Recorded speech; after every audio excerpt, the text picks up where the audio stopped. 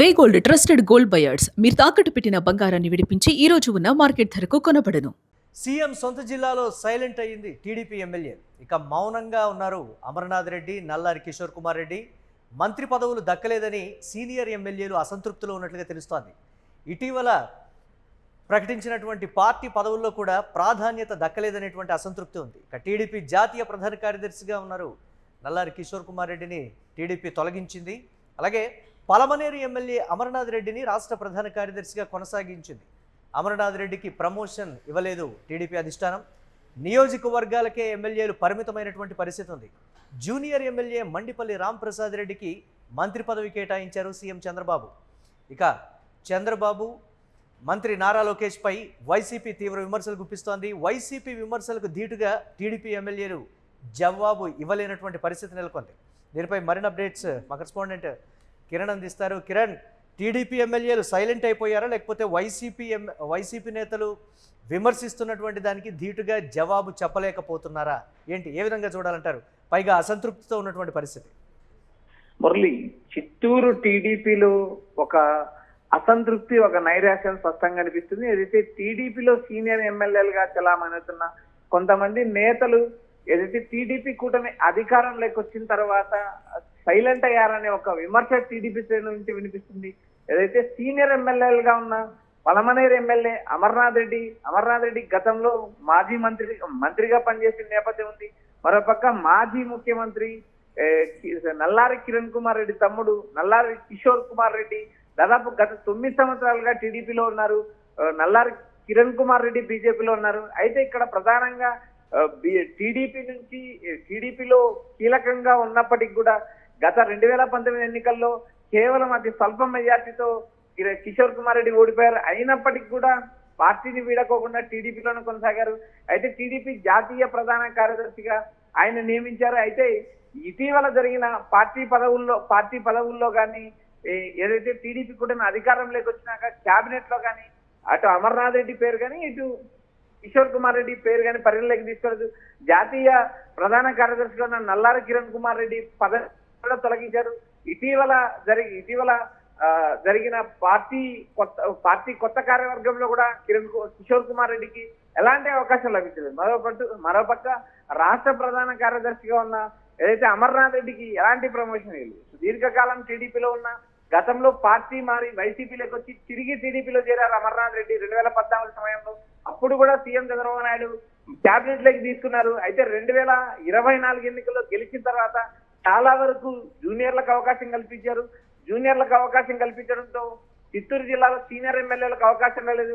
నల్లారి కిషోర్ కుమార్ రెడ్డి కావచ్చు, పలమనేరు అమర్నాథ్ రెడ్డి కావచ్చు, మరికొంతమంది నేతలు కూడా రాజకీయంగా సైలెంట్ అయ్యారు. అయితే ఇక్కడ ప్రధానంగా వైఎస్ఆర్సీపీ చేస్తున్న విమర్శలను కూడా టీడీపీ నేతలు తిప్పికొట్టిన పరిస్థితి లేదు. చాలా వరకు దాదాపు 12 మంది ఎమ్మెల్యేలు ఉన్నారు చిత్తూరు జిల్లాలో. కేవలం 2 మాత్రమే గెలిచారు వైఎస్ఆర్సీపీ నుంచి. పెద్దిరెడ్డి రామచంద్రారెడ్డి, పెద్దిరెడ్డి ద్వారకనాథ్ రెడ్డి గెలిచారు. అయితే మిగిలిన 12 మంది ఎమ్మెల్యేలు ఒక తిరుపతి నుంచి జనసేన ఎమ్మెల్యే ఆర్ఎన్ శ్రీనివాసులు మాత్రం గెలిచారు. మిగిలిన 11 సీట్లలో కూడా టీడీపీ ఎమ్మెల్యేలు ఉన్నప్పటికీ కూడా ఎక్కడ కూడా సీఎం చంద్రబాబు నాయుడు పైన కానీ మంత్రి నారా లోకేష్ పైన వైసీపీ దూకుడుగా విమర్శలు చేసినప్పటికీ వాటిని కనీసం ఖండించే పరిస్థితిలో లేరు అంటూ టీడీపీ కార్యకర్త టీడీపీ నేతలే అసంతృప్తి వ్యక్తం చేస్తున్నారు. అయితే ఇక్కడ ప్రధానంగా లోకేష్ భవిష్యత్తును ప్రామాణికంగా తీసుకొని జూనియర్లకు అవకాశం కల్పించారు, సీనియర్లను పక్కన పెట్టారు.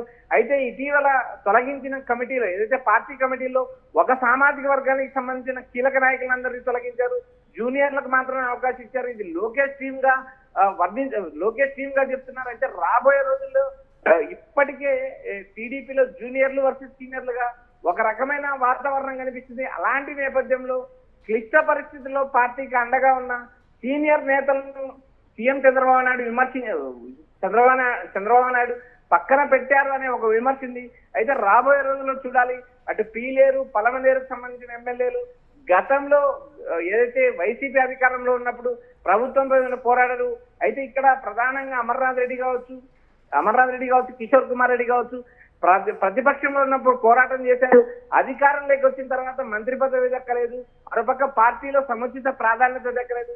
కేవలం జూనియర్లకు మాత్రమే అవకాశాలు వస్తున్నాయి, జూనియర్లకే ప్రాధాన్యత ఇస్తున్నారనే ఒక విమర్శ వినిపిస్తుంది. అయితే రాబోయే రోజుల్లో చిత్తూరు జిల్లాలో రాజకీయాలు ఎలా మారుతాయి అనేది కూడా చంద్రబాబు వర్గం చంద్రబాబు వర్గం లోకేష్ వర్గం అని విడివిడిగా ఉంది అనేటువంటి మాట గతంలో మండిపల్లి రాంప్రసాద్ రెడ్డి అంటే ఒక సభలో పాల్గొన్నప్పుడు ద్వితీయ శ్రేణి నాయకుడు కూడా కీలకంగా ఉన్నటువంటి వ్యక్తి చేసినటువంటి ఒక కామెంట్, నియోజకవర్గంలో ఏం జరుగుతుందో కూడా ఏమీ అర్థం కావడం లేదు, పర్టికులర్గా కుప్పం నియోజకవర్గంలో అనేటువంటి మాట. చిత్తూరు జిల్లా వ్యాప్తంగా ప్రతి టీడీపీ సీనియర్ నాయకుడి మనోగతం ఇదే అనేటువంటిది బాహాటంగా బయటకు వచ్చి చెప్తున్నటువంటి పరిస్థితి. ఎందుకు సొంత జిల్లాలో ముఖ్యమంత్రి ఈ స్థాయిలో వారి మధ్య సమన్వయం లేకుండా పోయింది అనేటువంటి ఒక మాట కూడా వినిపిస్తుంది. గ్రూపు రాజకీయాలని ఎక్కువగా ఎంకరేజ్ చేస్తున్నారనేటువంటి మాట, అసంతృప్తుల్ని గుర్తించకపోవడం, సీనియర్లకి కనీస విలువ ఇవ్వకపోవడం అనేటువంటిది రకరకాల అంశాలు తెర మీదకి వస్తున్నాయి. అందుకే సీనియర్లు మౌనం పాటిస్తున్నారనే విమర్శలు.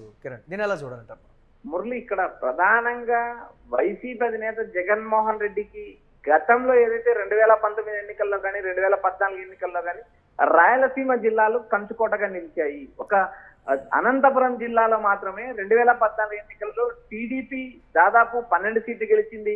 2024 ఎన్నికల్లో క్లీన్ సీట్ చేసిన పరిస్థితి ఉంది. అయితే ఇక్కడ ప్రధానంగా జగన్ కు బలమున్న జిల్లాల్లో చాలా మంది టీడీపీ నేతలు, సీనియర్ ఎమ్మెల్యేలు కూడా సైలెంట్ అయిన పరిస్థితి ఉంది. నేరుగా జగన్ ను విమర్శించిన పరిస్థితి లేదు.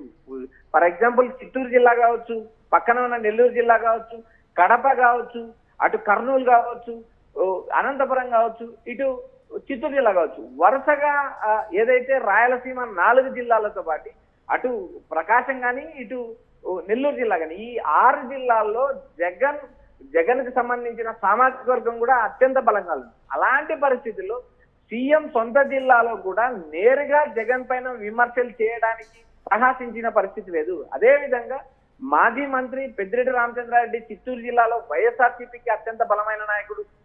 వారి కుటుంబ సభ్యులు మాత్రమే ఈ 2024 ఎన్నికల్లో గెలిచారు. మిథున్ రెడ్డి ఎంపీగా గెలిచారు.